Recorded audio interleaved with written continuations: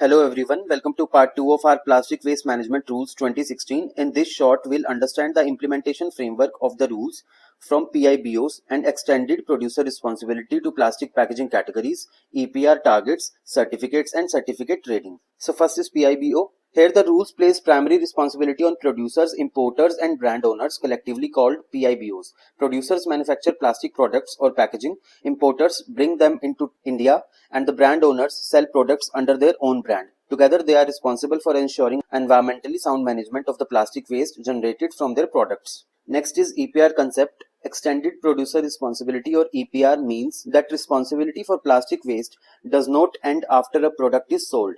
Under this approach, PIBOs are responsible for ensuring collection, recycling and environmentally sound management of plastic waste. Although the concept first appeared in the 2011 rules, but it was significantly strengthened in the Plastic Waste Management Rules 2016. Next is how EPR works. The EPR process begins when PIBOs manufacture or import plastic products and place them in the market. After use, the plastic waste is collected, recycled or recovered through authorized agencies. Finally, PIBOs report compliance and fulfill their obligations through the CPCB portal. So the next is plastic packaging categories.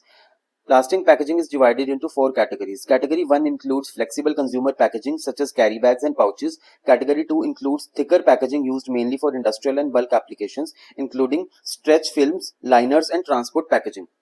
So next is category 3 covers multi-layered or barrier packaging designed for product protection. Category 4 includes rigid plastic packaging such as bottles, jars, containers, crates and drums, which are widely used for storage and transportation.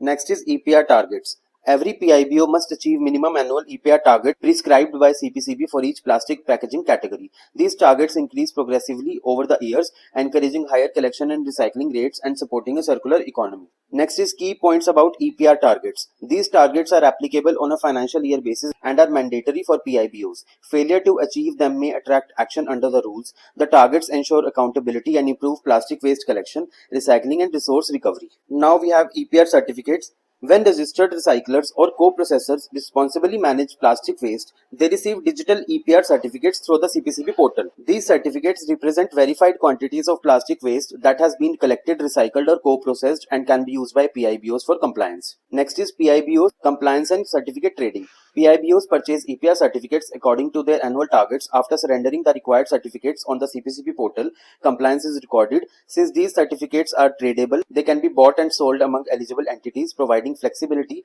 while maintaining complete transparency and traceability. So that's all for part 2. If you like this short, then don't forget to like, share and subscribe to our channel, and see you in the next part 3. Thank you so much.